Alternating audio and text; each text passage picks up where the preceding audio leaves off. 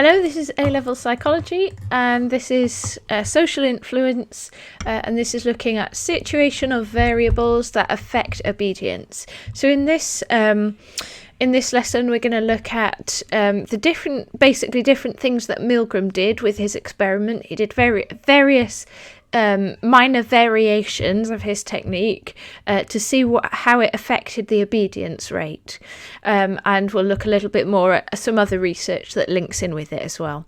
So here we are.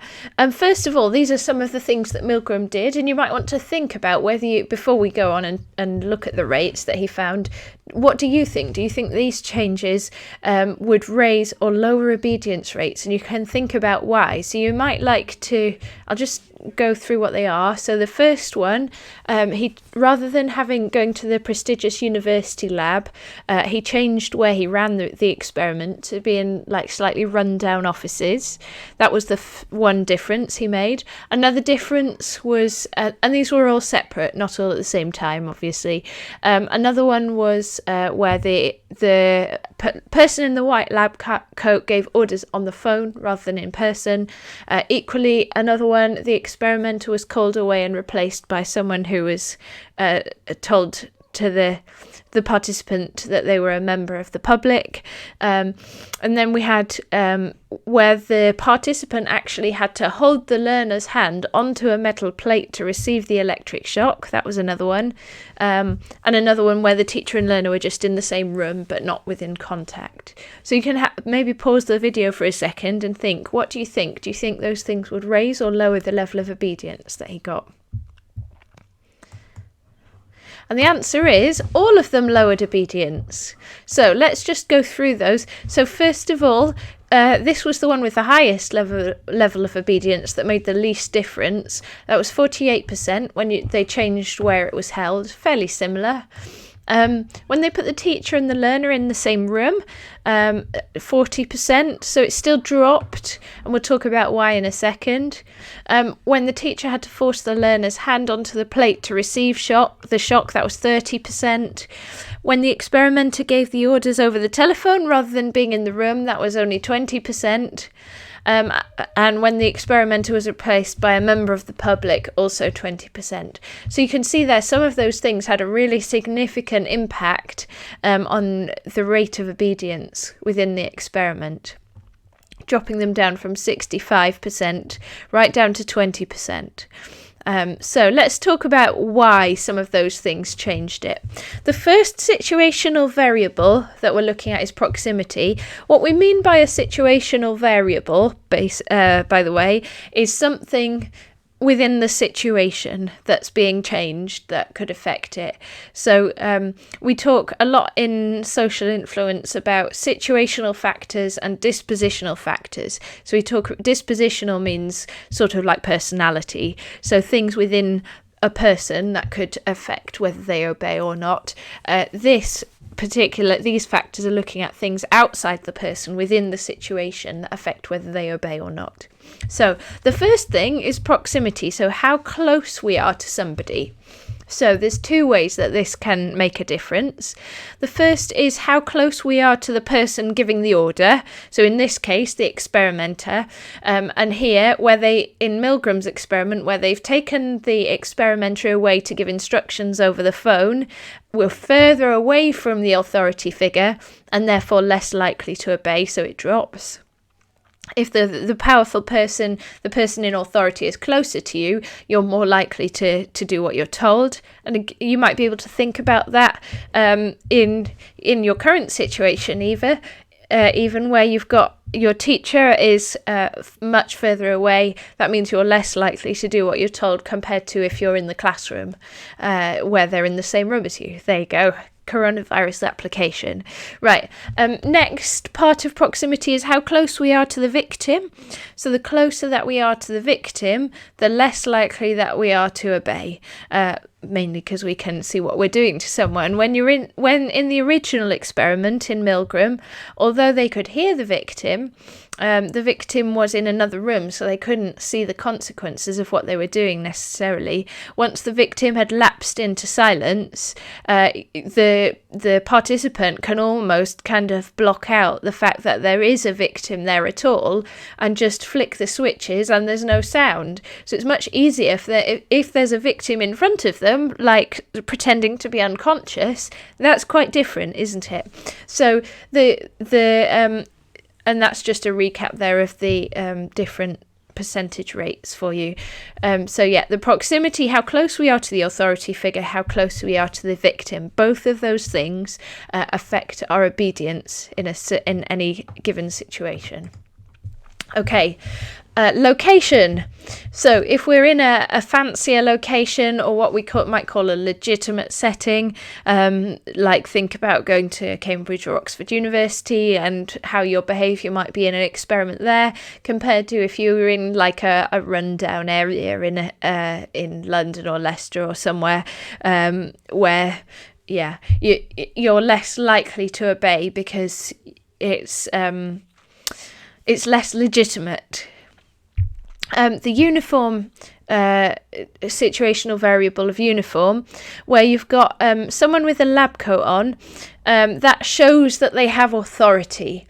And I'm going to send you a link to a BBC video where they've replicated one of the experiments I'm about to talk about, where they get someone to wear a high-vis jacket. And whenever someone's in a uniform of some kind, whether that's a high-vis jacket or a lab coat or a policeman's uniform or anything like that, it basically is a visual symbol of the authority that they hold. So it's like a reminder, and that is why the obedience rates increase. But it does also depend on the location. So if let's imagine that someone in a shop uniform gives you an instruction within their shop, they have authority in that setting, so you're likely to obey them. If someone in a shop uniform gives you an instruction like in the street, they don't have authority there, so you're less likely to obey them. So it interacts with that. Right, let's have a look at some evaluation then. We'll talk about some other studies as well as Milgram's where we've seen those same effects. So first of all, we've got a study by Sheridan and King. This is looking at proximity. Does proximity really affect obedience? And this particular study here, Sheridan and King, was quite a shocking study, despite the fact that we knew that obedience rates are high anyway from Milgram's experiment.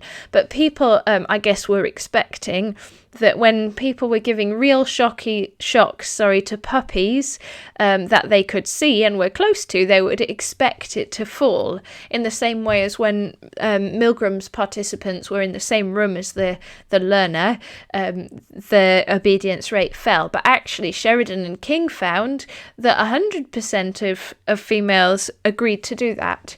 So that's that contradicts Milgram's finding. The second piece of research we have here is Reicher really pointed out that it's not simply a matter of proximity, but it's more complex than that. It's saying that actually it's about psychological factors as well. It's not just about how close we are, but if you identify with a victim, whether you're close to them or not, then you're less likely to obey an order. So that would affect whether or not if you're close in proximity to someone, but you don't identify with them, for example, because they're really, really different to you, then you're more likely to obey. So cognitive factors and psychological factors affect proximity. So that's a criticism of the idea of proximity affecting obedience.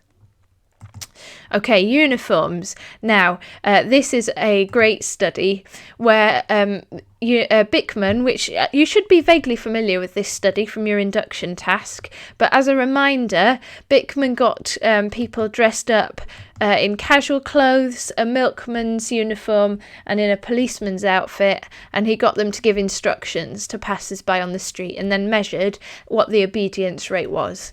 And as you might expect, the highest rate of obedience was the policeman, followed by the casual clothes, followed by the milkman, because the milkman doesn't have any authority in that setting. Okay, so these are what they were asked to do: pick up a bag, give a dime to a stranger, or move away from a bus stop. And the milkman uniform, yeah, I've said that.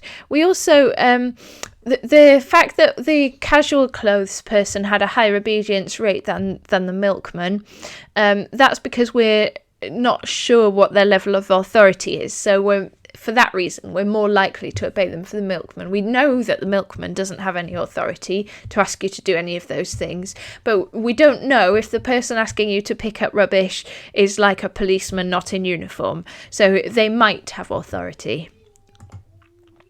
And I'll send you a link to that study with the reproduction of it on YouTube.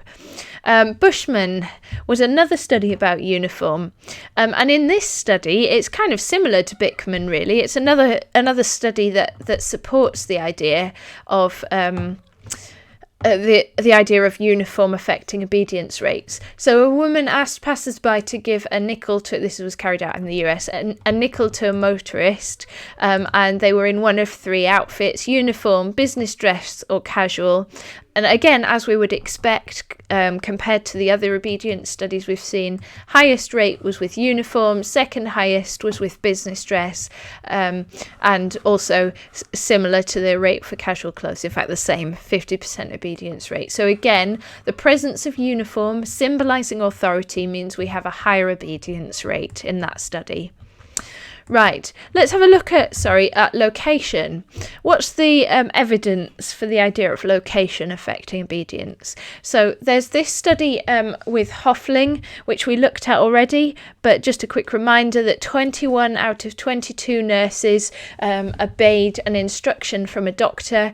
And the reason this supports the idea of location is that it was in the location of where they were given the instruction. It was a doctor within a hospital giving an instruction to a nurse. So the obedience rate was high because it was in a legitimate setting. And that's an even stronger effect than Milgram's study. However, I'm throwing this one in. It's not in your booklet, but it's a really great study that we'll talk about again as well in another topic. So Rank and Jacobson actually did a slightly different procedure. They sort of replicated Hoffling's methods, but they changed various things.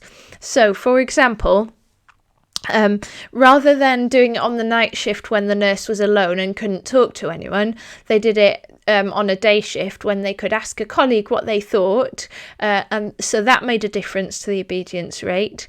They used the name of a drug that was known, and they used the name of a doctor on the staff. And in fact, in those circumstances, there was a really low obedience rate. So this particular study contradicts the idea of location affecting obedience, because it shows that other things were also affecting obedience. For example, whether they had social support or not, whether they could talk to a colleague about, should I do this or should I not do this?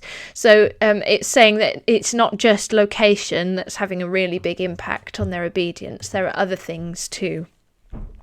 Oh yeah, so this is just a quick summary of what we've talked about. So proximity, it's contradicted by the study by Sheridan and King, and it's also a bit too simplistic.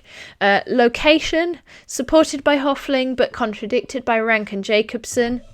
And then uniform, you've got two supporting studies. So there's your evaluation for that topic.